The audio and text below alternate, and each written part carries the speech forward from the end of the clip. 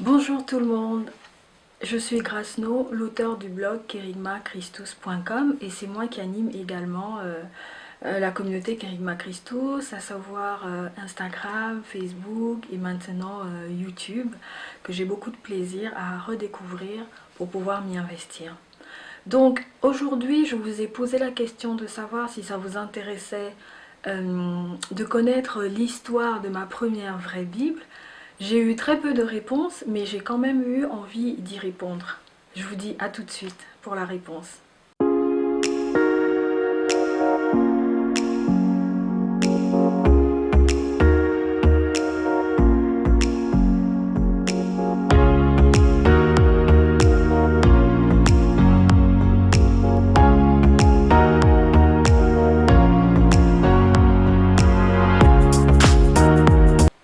Alors, pour la petite histoire, tout commence quand j'arrive en France, il y a un siècle, je dirais ça comme ça.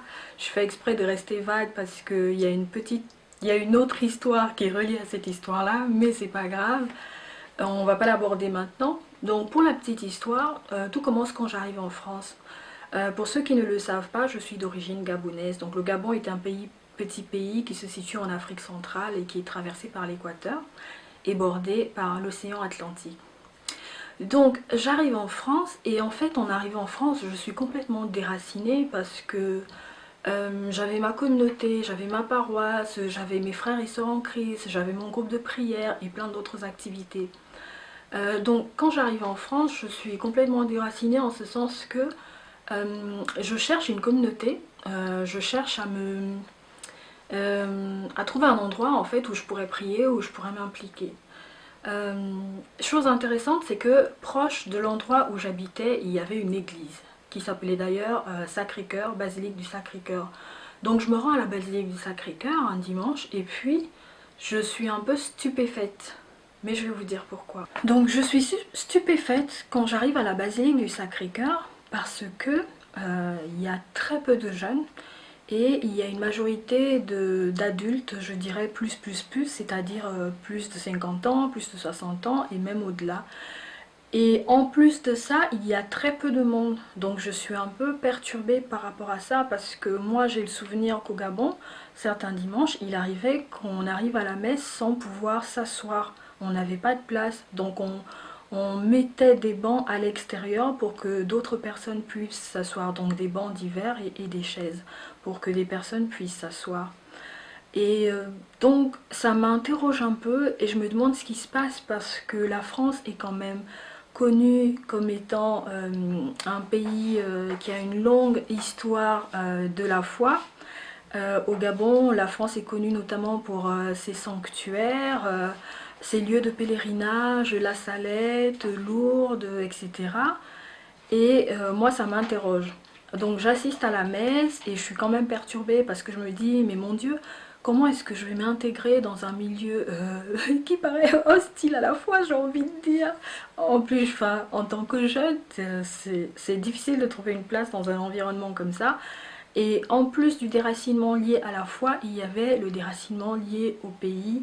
Donc oui, forcément, mon pays me manquait, ma famille me manquait, mes repères me manquaient. Et qu'est-ce qui va se passer? Donc je repars à la messe et ça continue. Et puis je me sens mal parce que je me dis je ne vais pas trouver ma place dans cet environnement.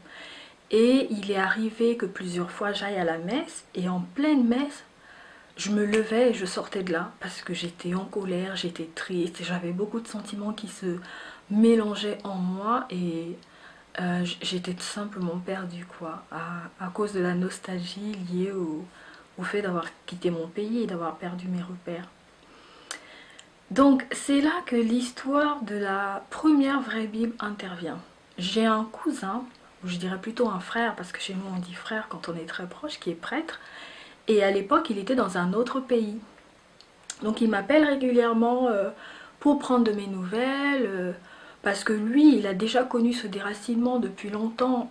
Il vit à l'étranger depuis qu'il est diacre et ça fait plus de 10 ans déjà, je dirais même 15 ans qu'il vit à l'étranger en tant que prêtre parce qu'il est, voilà, il est dans un ordre qui l'emmène à se déplacer, voilà. Désolée, j'ai coupé la vidéo parce qu'il y a mon chat qui avait envie de sortir. Enfin bref, c'est une parenthèse.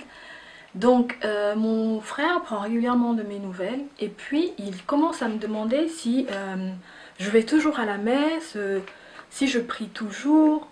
Donc toutes ces questions-là me mettent un peu mal à l'aise parce que je ne sais pas quoi lui répondre et pourtant je sais qu'il se soucie de moi, hein.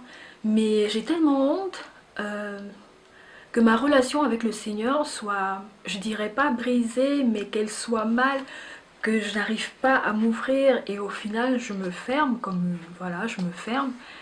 Et donc il me pose la question et à chaque fois je lui dis oui ça va et tout, et puis un jour il me rappelle et je lui dis bah non ça va pas, à l'église il y a que des vieux, bon je l'ai dit comme ça, hein. Il y a que des vieux, il y a même pas de jeunes, j'ai du mal à prier, etc.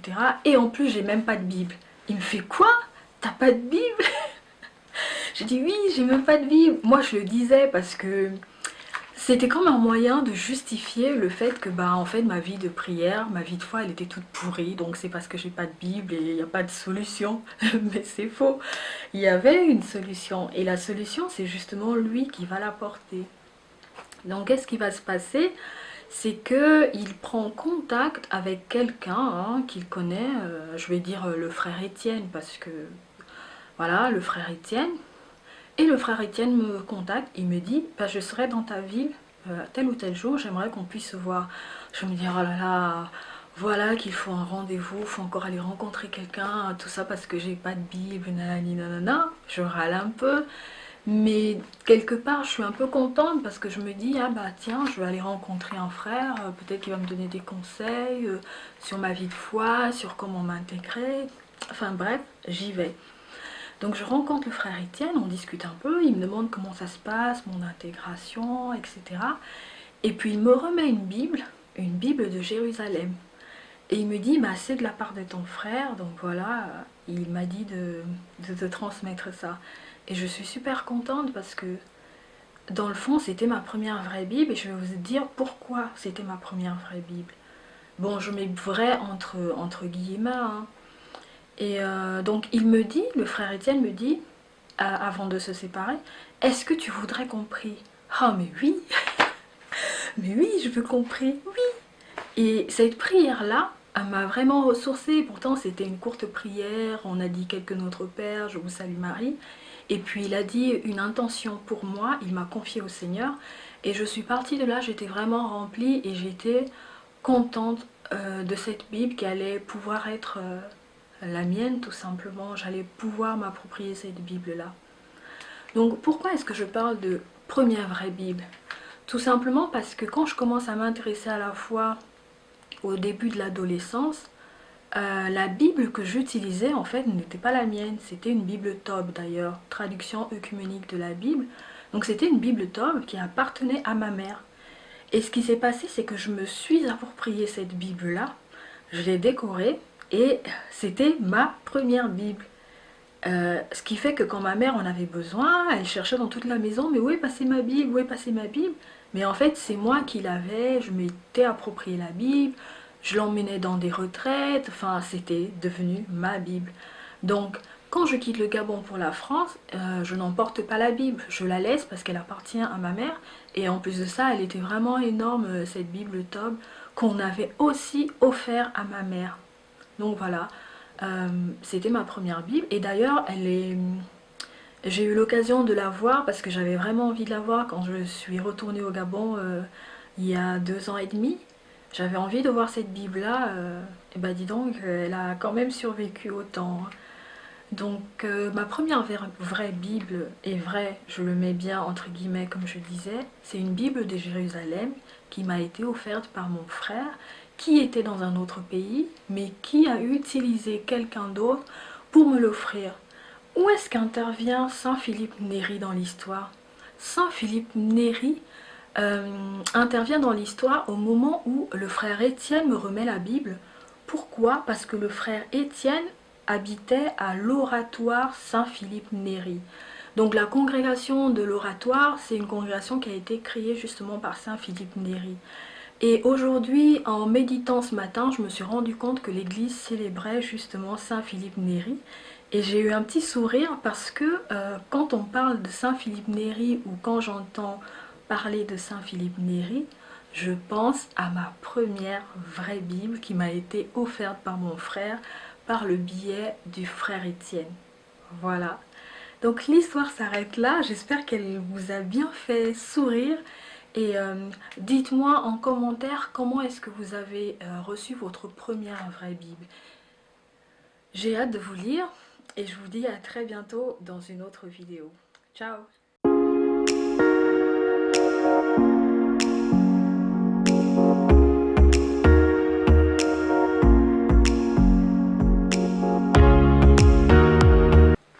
Voilà à quoi ressemble ma première vraie Bible aujourd'hui.